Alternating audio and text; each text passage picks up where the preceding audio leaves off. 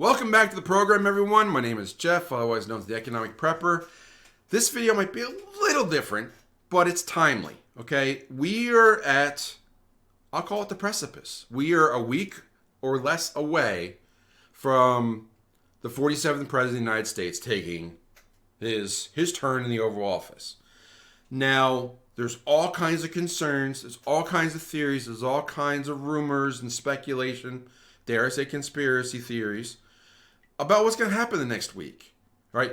So let's try and separate, let's do the three bucket thing, okay? We got bucket one, facts. We know what those things are. Bucket three, crazy stuff, conspiracy theory, but it's not an out of the realm of possibility, maybe a 1% chance. Think aliens landing on the White House lawn.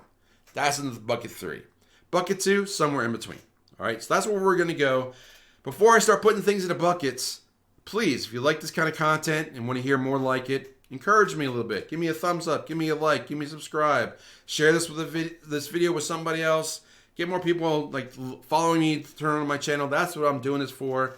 Just trying to get my voice out there so that people, hey, I think I have valuable things to contribute. Hopefully you're watching and agree. Leave a comment down below and let's talk about it. But getting back to what's happening over the next week, I shared this in another video. Let me share my screen real quick, and I'll talk about some of the people that are going to be at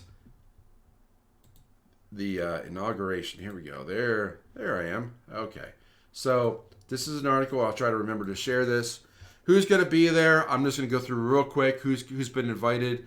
The Italian Prime Minister Giorgia Meloni from Italy is going to be there. She's a populist. She's a nationalist. Very conservative. She definitely defends her borders, and she does not tolerate immigrants that are there that badmouth Italy. El Salvador President Nayib Bukele will be there. We all know him from being at Bitcoin. I think it was 2021, might be 2020. They kind of blend together now. But he was in Miami saying, hey, we're adopting Bitcoin. El Salvador's been on the Bitcoin standard for a while now, and they paid off all their international debt. So other countries are paying attention. Argentina, President Javier Milei, otherwise known as the Chainsaw, otherwise known as Mr. Afuera, who likes to throw stuff off the whiteboard. Basically, he's a disruptor. He was the Doge for his country, tearing it apart, fixing the monetary system. All three of those people are going to be at the inauguration. There's going to be some more people. I know President Xi of China has been invited, as has Prime Minister Modi from India. Other world leaders have been invited. Putin's been invited, but I don't think he can travel because, he's a war criminal in the eyes of many. So, but here's what I think is going to happen. Let me just drop out of here. I'll get back to the normal screen. There we go. So what do I think is going to happen? All right. We've got a lot of concerns. We have safety concerns. We've had lots of events just in 2025, just this last couple weeks. We're, LA on fire. We had issues in New Orleans. We had cyber trucks exploding into balls of flame in Las Vegas outside of a Trump hotel. Clearly, there are messages being sent. There are bad actors. We have an undefended, unmitigated border crisis until we get new leadership. We have all these people that have crossed the border the last 4 years. We have all these attempts on Trump in last year. Needless to say, there's safety concerns. Okay, there's safety concerns for January 20th. Now, what we also know is that in Mar-a-Lago, there's going to be a big party Sunday night on the 19th.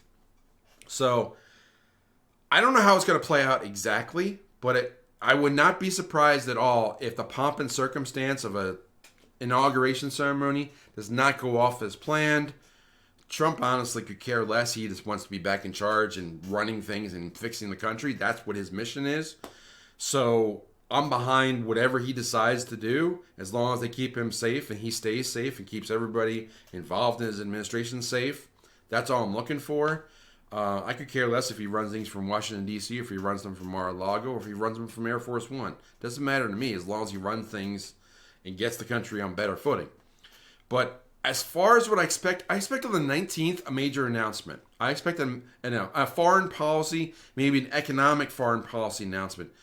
We're going to have representation from Bolsonaro is going to be there from Brazil. He's not the president now, but he's basically the equivalent of Trump, and they pushed him out in a bad election. in Brazil. Those of you in Brazil know like the issues that have been there. There's been all kinds of. If you think that things are bad politically in the United States, you should imagine. Just think about what it's like in Europe or Canada or Mexico. There's all kinds of crazy stuff all over the globe right now. But here's what we know. On the 19th, there's going to be a big celebration, a victory party by Trump, probably at Mar-a-Lago. I think that's where it's going to be held. If I'm incorrect, leave a comment down below. But he's going to have all these world leaders behind him. And he's going to have an opportunity, once again, to speak and address people. And you know how he loves to do that. So I expect for him to come out. He may let Bukele speak. He may let Malay. He may let Prime Minister of Italy. I forgot. I think it was Baroni. Don't know exactly her name. But Georgia, let her speak.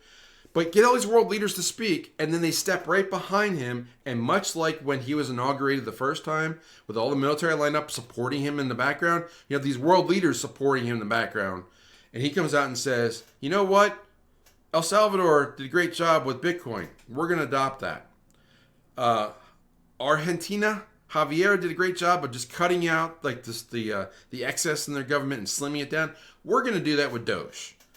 And what Baroni did with keeping the border safe and being a nationalistic, populist leader, we're going to do that here too, and we're going to secure the border. Everybody knows that's what what Trump wants to do anyway. But now he gets to be on the stage with world leaders behind him, and he gets to announce.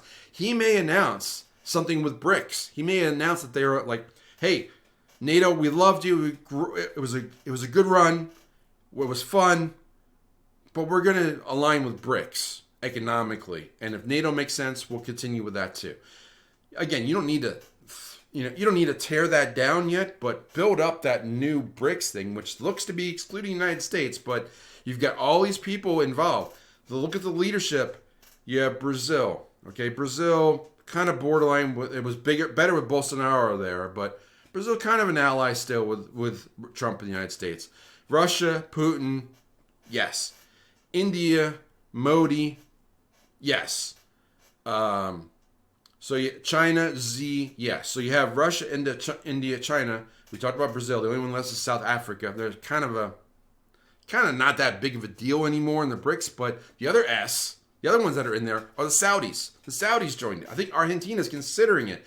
There are Iran, Egypt, UAE, all these countries that are jumping into the BRICS and the Belt Road Initiative that they're doing in Asia.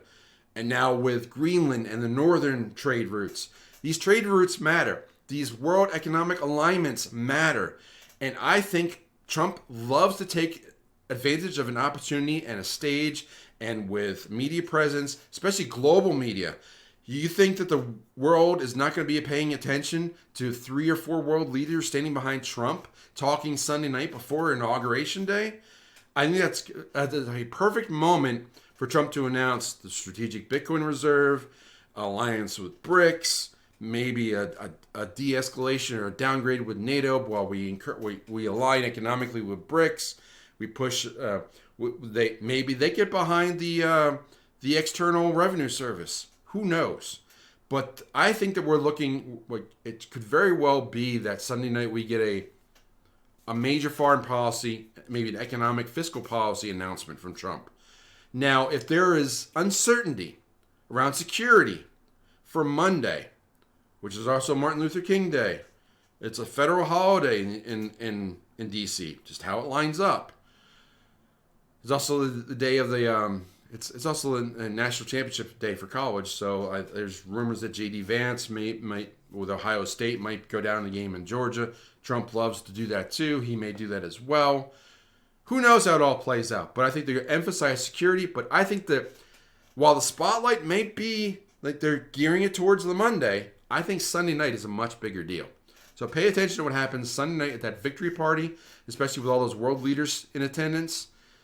Maybe something on the Bitcoin front, maybe something on the BRICS front. Definitely something I think is going to be announced at Mar-a-Lago that night. But what do you think? Leave a comment down below. I read them all, and I look forward to hearing from you, and I'll see you in the next video. Take care.